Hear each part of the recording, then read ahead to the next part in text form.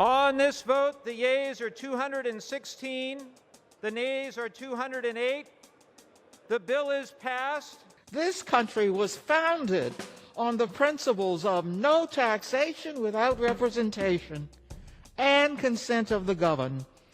But D.C. residents are taxed without representation and cannot consent to the laws under which they, as American citizens, must live. By voting for D.C. statehood, the House of Representatives reaffirms this truth that all deserve a voice in our democracy. How is it unconstitutional?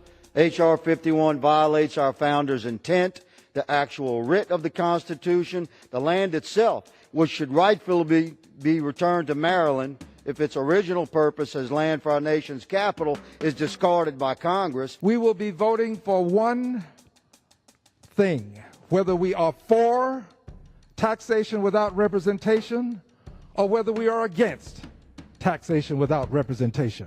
It's really that simple.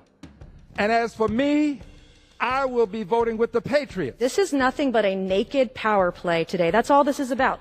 People who can't get their radical agenda passed under the system our framers set up now want to blow it up. This is nothing but ideological terrorism by those willing to completely ignore our Constitution and system of government. Whether it's a tax on the First, Second, or Fourth Amendment or turning our federal seat of government over to two more far-left senators, they simply do not care. When my friends across the aisle complain that this bill would lead to the election of 2 additional Democratic senators, so what? Is that the criteria?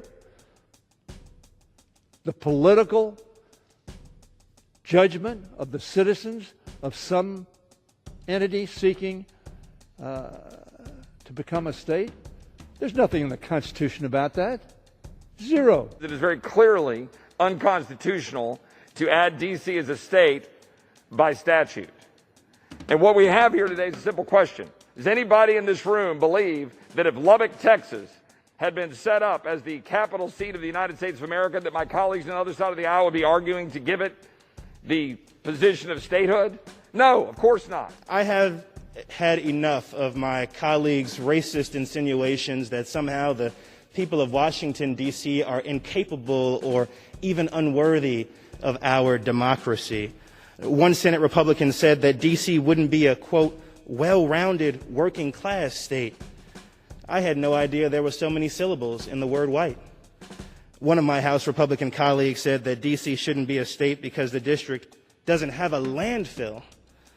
My goodness, with all the racist trash my colleagues have brought to this debate, I can see why they're worried about having a place to put it. Mr. Speaker, I move the gentleman's word be taken back. Does the gentleman from New York ask for unanimous consent to withdraw the words? Mr. Speaker, that's fine.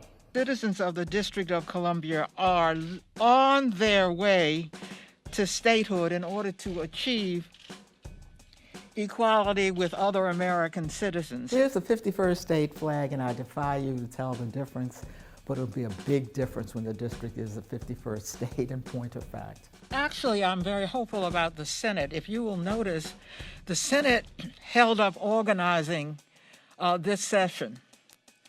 They held up organizing because of the filibuster.